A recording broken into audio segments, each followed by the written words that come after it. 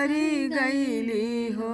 ललना के करी दुअरिया भैली खाड़, चौकठ धैले बहेली हो। ललना के करी दुअरिया भैली खाड़, चौकठ धैले बहेली हो।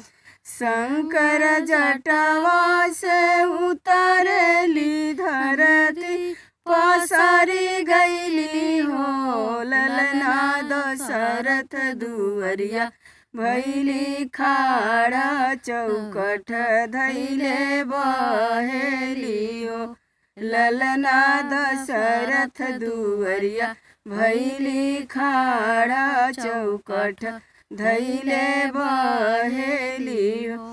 सोने के खरौआ राजा दशरथ, गंगा से राजा करे हो। ये गंगा तोहरा के देवी हम पियरियाला, चौकठ धैले बहेलू हो।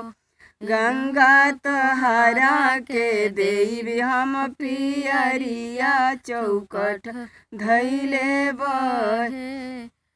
ए गंगा तोहरा के राई हम पियरिया, लहरिया जाड़ा धीरे बहो। ए गंगा तोह के चढ़ाई भी हम पियरिया, लहरिया जाड़ा धीरे बहो। अब अगम लगन लगाई भी तोह के पियरिया, तयवरु करैयानु हो। ए गंगा तोहरे भैले नंदलाल, चरण हम छुअबी हो। ए गंगा तोहरा भैले नंदलाल, चरण हम छुअबी हो।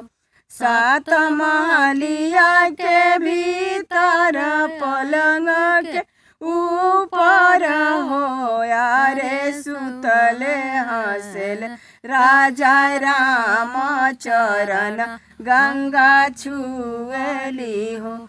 ललना सुतले हंसेले राजा राम, चरण गंगा छुएली हो।